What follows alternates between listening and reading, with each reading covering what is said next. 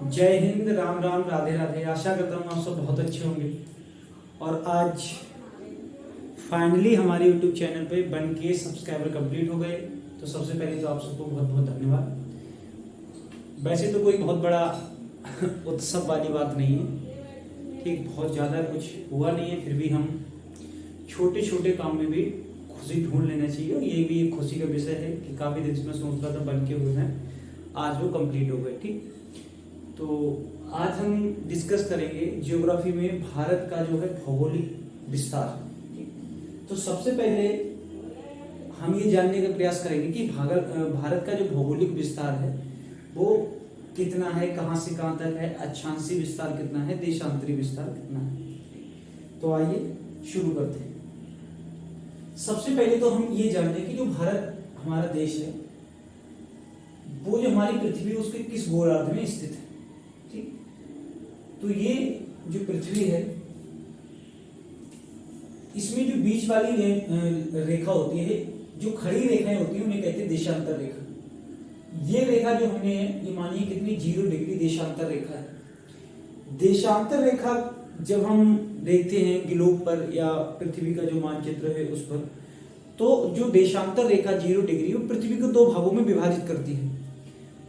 इधर वाला जो साइड होता है ये पूरा, इसे कहेंगे पूर्वी देशांतर, और इधर वाला ये एरिया है यहां से, ये कहलाएगा पश्चिमी देशांतर।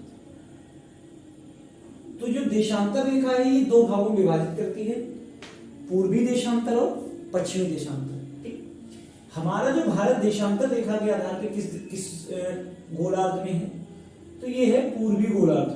ठीक, किस गोलार्ध में है? पूर्वी गोलार्ध में। पूर्वी गोलार्ध में भारत का जो भौगोलिक विस्तार है, जैसे मान लीजिए 0 डिग्री है। अब आपसे क्वेश्चन पूछिएगा कि भारत का देशांतरी विस्तार बताइए। तो सबसे पहले तो ये ध्यान रखना है कि भारत किस गोलार्ध में है? पूर्वी गोलार्ध में है। ठीक, पूर्वी गोलार्ध में ये 0 डिग्री रेखा है जिसे कहते हैं अंतरराष्ट्रीय समय रेखा। ठीक, मानक समय रेखा, अंतरराष्ट्रीय समय रेखा जो लंदन की ग्रीनविच से होकर गुजरती है। अब हम ये 0 डिग्री से इस साइड में जैसे ही बढ़ेंगे पूर्व साइड में, तो भारत का भौगोलिक विस्तार कहां से शुरू होता है? तो ये शुरू होता है आपका, ये मान ली हमने रेखा है जो कितनी है 68 डिग्री 7 मिनट, 68 डिग्री 7 मिनट से लेके 0 के आगे आप जाएंगे तो इस साइड में 68 डिग्री 7 मिनट से लेके भारत का भौगोलिक विस्तार शुरू हो जाता है। और कहां तक? तो ये जो रेखा है जहां तक भारत का भौगोलिक विस्तार पड़ता है 97 डिग्री 25 मिनट। ठीक, तो ये यहां पे लिखा हुआ है, आप देख लो।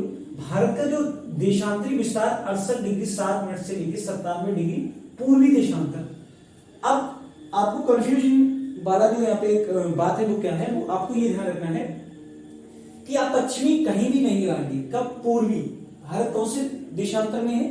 कौन से गोलार्ध में? पूर्वी गोलार्ध में। किसके आधार पे? देशांतर रेखाओं के आधार पे। इसका जो भौगोलिक विस्तार है कहां से शुरू होता है? 68 डिग्री 7 मिनट से लेकर शुरू होता है और 97 डिग्री 25 मिनट। तो ये जो एरिया है ना, यहां से यहां तक भारत का क्या है? विस्तार है देशांतरी रेखा के हिसाब से। अगर हम बात किसकी करें? अक्षांशीय रेखा के हिसाब पर बात करें तो आप सबको पता है अक्षांशीय रेखा कौन सी होती है? जो पड़ी रेखाएं होती हैं। ये कितने डिग्री? जो 0 डिग्री अक्षांशीय रेखा जिसे क्या कहते हैं? भूमध्य रेखा कहते हैं। अब इसके आधार पे आप देखेंगे तो 2 गोलार्ध बन रहे हैं। एक तो ये नीचे वाला गोलार्ध, इसे यहां से हटा दो। एक तो ये वाला गोलार्ध, इसे क्या कहेंगे? ये पूरा जो एरिया है ये कौन सा गोलार्ध है? ये उत्तरी, सॉरी, ये कौन सा गोलार्ध है? ये दक्षिणी गोलार्ध है। और ऊपर वाला जो एरिया है वो कौन सा है? ये वाला जो एरिया टोटल यहां से ऊपर का है ये कौन सा हो जाएगा? ये हो जाएगा आपका उत्तरी गोलार्ध। अब भारत का विस्तार जो है वो जो 0 डिग्री रेखा से ऊपर की तरफ है, नीचे से नहीं, तो इसे दक्षिण से कोई लेना देना नहीं है, जैसे हमें पश्चिम से कोई लेना देना नहीं है। भारत का जो अक्षांशीय विस्तार किस गोलार्ध में? उत्तरी गोलार्ध में। उत्तरी गोलार्ध में जो 0 डिग्री रेखा है इससे भारत का भौगोलिक विस्तार कहां से शुरू होता है? तो आपको ध्यान रखना है भारत का जो भौगोलिक विस्तार यहां शुरू होता है, तो ये जो मान लो हमने कोई रेखा है और यहां से भारत का भौगोलिक विस्तार शुरू होता है 8 डिग्री 4 मिनट से लेकर, और कहां तक जाता है? 37 डिग्री 6 मिनट तक। ठीक, तो पूछे देशांतरी विस्तार कहाँ है, तो 8 से लेके 37 ये वाला जो एरिया है ये है, और अक्षांश ये अक्षांश ये है। देशांतर में पूछेगा तो यहाँ, तो ये स्थित है यहाँ पर भारत, किसमें, ग्लोब में आप देखेंगे तो। अब अगर आप दोनों आधार पे देखेंगे, देशांतरी आधार पे और अक्षांशीय आधार पे, तो पूछे भारत किस गोलार्ध में है, तो आप बताएंगे उत्तरी पूर्वी गोलार्ध में। किसमें, उत्तरी पूर्वी गोलार्ध में। क्यों, क्योंकि देशांतर के आधार पे तो भारत पूर्वी गोलार्ध में है और अक्षांशीय रेखाओं के आधार पे उत्तरी गोलार्ध में है। जैसा कि आपको यहाँ दिखाई दे रहा है, अक्षांशीय विस्तार 8 डिग्री 4 मिनट से लेकर 37 डिग्री 6 मिनट तक है, और देशांतरी विस्तार 68 से लेकर 97 डिग्री 25 मिनट पूर्वी देशांतर। इसका आपको विशेष ध्यान रखना है, अगर उसने यहाँ पे उत्तरी की जगह दक्षिण कर दिया तो गलत ऑप्शन होगा, अगर उसने यहाँ पूर्वी की जगह पश्चिमी कर दिया तब भी गलत ऑप्शन होगा। पूर्वी से पूर्वी में ही है और उत्तरी से उत्तरी में ही है। ये तो हो गई अक्षांशीय और देशांतरी विस्तार की। अब हम ये जो भारत की लंबाई है यहां से लेकर के और यहां तक, भारत का जो पूर्वी बिंदु, भारत का मुख्य भूमि में जो पूर्वी बिंदु है वो कौन सा है, किबूथी है। और ये जो किबूथी, इसी का दूसरा नाम क्या है, वालांगू। कहां पर पड़ता है, अरुणाचल प्रदेश में पड़ता है। तो सबसे पूर्व में स्थित जो हमारा प्रदेश है वो कौन सा है, अरुणाचल प्रदेश है। और वहां पर अगर पूछे सबसे पूर्वी पॉइंट कौन सा है, तो किबूथी या वालांगू है। अब पश्चिम की बात करें तो सबसे पश्चिम में जो हमारा राज्य पड़ता है भारत में, कौन सा, गुजरात। और गुजरात में एक जगह पड़ती है जिसका नाम क्या है, सरक्रिक, और दूसरा नाम इसका है गौहर माथा या गाहिर माथा। तो ये जो जगह पड़ती है कहां पड़ती है, गुजरात में। सबसे पश्चिमी बिंदु सरक्रिक या गौहर माथा। फिर आपसे पूछेगा ये बताइए लंबाई कितनी है, तो ये सबसे पूर्व से लेकर सबसे पश्चिम तक, तो पूर्व से लेकर पश्चिम तक जो भारत की लंबाई है वो कितनी है, 2933 किलोमीटर। कितनी है, 2933 किलोमीटर। इसी तरह आपसे पूछता है ये बताइए जब उत्तर, सबसे उत्तर में बिंदु कौन सा है, तो ये जो पीओके वाला एरिया है, ये वाला एरिया कौन सा है, पीओके, और ये वाला जो एरिया है ये कौन सा है, अक्साई चीन। ठीक, तो पीओके में एक जगह पड़ती है जिसका नाम क्या है, इंदिरा कॉल, और इंदिरा कॉल जो है भारत का सबसे उत्तरी बिंदु है। ठीक, उसके बाद बात करें किसकी, मुख्य भूमि में सबसे दक्षिणतम बिंदु कौन सा है, तो कन्याकुमारी।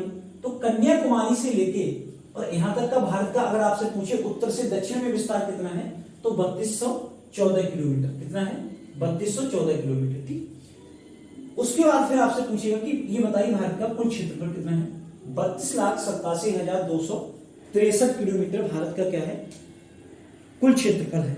ठीक, तो कुल क्षेत्रफल 32,87,263 किलोमीटर है। किलोमीटर स्क्वायर मतलब वर्ग में निकालेंगे तो क्या हो जाएगा, वर्ग किलोमीटर है, किलोमीटर स्क्वायर हो जाएगा। स्क्वायर का मतलब है चारों एरिया को जब हम नापते हैं। विश्व के कुल क्षेत्रफल का कितना परसेंट, 2.4%। ठीक, जनसंख्या की अगर बात करें तो 2011 की जो जनगणना है उसके हिसाब से भारत में विश्व की 17.5% जो जनसंख्या है वो निवास करती है, लेकिन क्षेत्रफल कितना है, 2.4% है। क्रम पूछ ले, मान लो कौन से क्रम में आता है, तो 7वां स्थान है। कौन सा, 7वां स्थान है। पहले स्थान पे क्या है, रूस, दूसरे पे कनाडा, फिर चीन, फिर यूएसए, फिर ऑस्ट्रेलिया, ब्राजील, और उसके बाद क्या आएगा आपका भारत। तो भारत जो 7वें स्थान पर है, लेकिन परसेंटेज में आपसे पूछेगा 2.4% विश्व के कुल क्षेत्रफल का। फिर हम बात करते हैं भारत की जो भौगोलिक सीमा है उसकी। कुल स्थलीय जो सीमा है वो कितनी है, 15,200 किलोमीटर है। और कुल आपसे पूछे तटीय सीमा कितनी है, कुल द्वीपों सहित तटीय सीमा है 7,515 किलोमीटर। वैसे तो 6300 किलोमीटर है, 6,300 मुख्य भूमि की सीमा जो है, और कुल तटीय सीमा कितनी है, 7,515 किलोमीटर। ठीक, फिर आपसे पूछेगा दो प्रमुख जो देश सीमा बनाते हैं, एक तो चाइना, दो प्रमुख सबसे पड़ोसी जो देश हैं जिसके साथ में भारत के संबंध बहुत ज्यादा अच्छे नहीं है, एक तो चाइना और दूसरा पाकिस्तान। पूछेगा पाकिस्तान और भारत के बीच जो अंतरराष्ट्रीय सीमा है, इस अंतरराष्ट्रीय सीमा का नाम क्या है,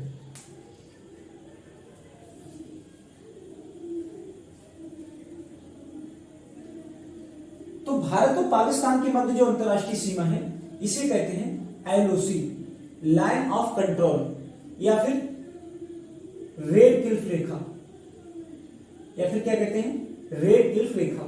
इसी तरह पूछता ये बताइए भारत और चाइना के मध्य जो अंतरराष्ट्रीय सीमा है यहाँ भी पाकिस्तान, सॉरी नेपाल, ये वाली जो एरिया है ये भारत और चाइना के साथ, इसका नाम क्या है? LAC, line of actual control,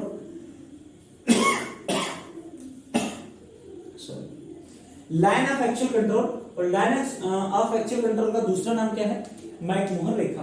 ठीक, तो भारत पाकिस्तान के साथ रेड क्लिफ रेखा बनाता है और चाइना के साथ red line of actual control McMahon रेखा जो है भारत और चाइना के मध्य सीमा है। ठीक, उसके बाद हम बात करें कि भारत में जो प्रमुख जल विभाजन जो पास हैं जिनसे मार्ग होकर गुजरते हैं, तो आप सबसे पहले तो ये ध्यान रखना है कि भारत में सबसे बड़ा जो द्वीप है वो कौन सा है? अंडमान द्वीप समूह है। ठीक, अंडमान द्वीप समूह सबसे बड़ा। ये जो आपको दिखाई दे रहा है कोको द्वीप, यहाँ पे हमने प्रदर्शित किया है, ये कहाँ का? म्यांमार का। और इधर जो आपको दिखाई दे रहा है ये एरिया उत्तरी अंडमान, मध्य अंडमान, दक्षिण अंडमान, छोटा अंडमान, यहां से यहां तक की जो 4 द्वीप आपको बड़े बड़े दिखाई दे रहे हैं, ये किसके हैं? अंडमान के। इनके बीच एक जो चैनल है उसे कहते हैं कोको पास।